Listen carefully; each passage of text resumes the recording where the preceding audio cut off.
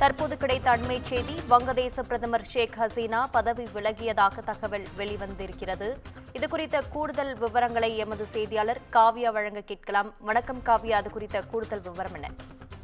வணக்கம். இடஒதுக்கீடு தொடர்பான போராட்டத்தால் நேற்று ஒரு நாளில் மட்டும் 98 பேர் உயிரிழந்த நிலையில் தற்போது வங்கதேச பிரதமர் பதவியிலிருந்து ஷேக் ஹசீனா விலகியுள்ளதாக தகவல் என்பது வெளியாகி இருக்கிறது.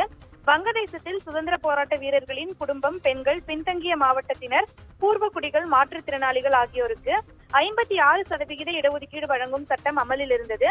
வங்கதேச பிரதமராக இருக்கும் ஷேக் ஹசீனா 2018ஆம் ஆண்டு ஒட்டுமொத்த இடஒதுக்கீட்டு முறையையும் ரத்து செய்தார். இதன் மூலம் தொடர்ந்து தொடரப்பட்ட வழக்கில் சுதந்திர போராட்ட வீரர்களின் குடும்பத்துக்கான 30% இடஒதுக்கீட்டை மீண்டும் அமல்படுத்த வேண்டும் என தீர்ப்பளிக்கப்பட்டது. தொடர்ந்து இதனை எதிர்த்து நாடு முழுவதும் பல்வேறு தரப்பினர் போராட்டத்தில் ஈடுபட்டனர். இடஒதுக்கீடு முறைக்கு எதிர்ப்பு தெரிவித்து அந்நாட்டு மாணவர்கள் பெரும் போராட்டங்களை முன்னெடுத்தனர். அவற்றை ஆளும் அரசு மிக கடுமையாக கட்டுப்படுத்த முயன்ற போதும் தொடர்ந்து வன்முறைகள் என்பது வெடித்தது. கடந்த மாதம் இந்த வன்முறைகளால் வங்கதேசம் பெரும் பதற்ற சூழ்நிலையை எதிர்கொண்டது. கடந்த ஜூலையிலிருந்து தற்போது வரை அங்கு பெரும் பதற்றம் நீடித்து வரும் நிலையில் நேற்று ஒரு நாளில் மட்டும் 98 பேர் உயிரிழந்ததாக தெரிவிக்கப்பட்டது. இவ்வாறாக கடந்த மாதம் ஜூலையிலிருந்து நேற்று வரை 300க்கும் அதிகமானோர் உயிரிழந்ததாக தகவல் என்பது வெளியாகி இருந்தது. இதைத் தொடர்ந்து தடை உத்தரவுகள் பிறப்பிக்கப்பட்டு இணைய சேவைகளும் முடக்கப்பட்டன. தொடர்ந்து அண்மையில் சற்றே தணிந்த அந்த வன்முறை மோதல் மீண்டும் தீவிரமடைந்தது. இந்த நிலையில்தான் தற்போது ஒரு பரபரப்பு தகவல் வெளியாகி இருக்கிறது.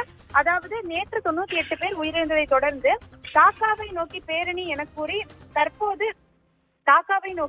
என கூறி மாணவர்கள் இன்று போராட்டத்தில் ஈடுபட தயாராகி வந்தனர். இன்னும் சற்று நேரத்தில் டாக்காவை அடைய மாணவர்கள் திட்டமிட்டிருந்த நிலையில் தற்போது பிரதமர் பதவியிலிருந்து ஷேக் ஹசீனா பதவி விலகியுள்ளதாக தகவல் என்பது வெளியாகி இருக்கிறது.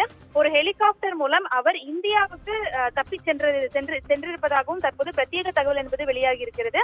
குறிப்பாக அவரும் அவரது குடும்பத்தினரும் டாக்காவில் பத்திரமாக இருப்பதாகவும் அவர் பதவி விலகியதை தொடர்ந்து ராணுவம் தற்போது ஆட்சி அமைக்க தயாராகி வருவதாகவும் தகவல் என்பது வெளியாகி இருக்கிறது. இது குறித்தான அதிகாரப்பூர்வ அறிவிப்பு என்பது இன்னும் சற்று நேரத்தில் வெளியாகும் எனவும் எதிர்பார்க்கப்படுகிறது.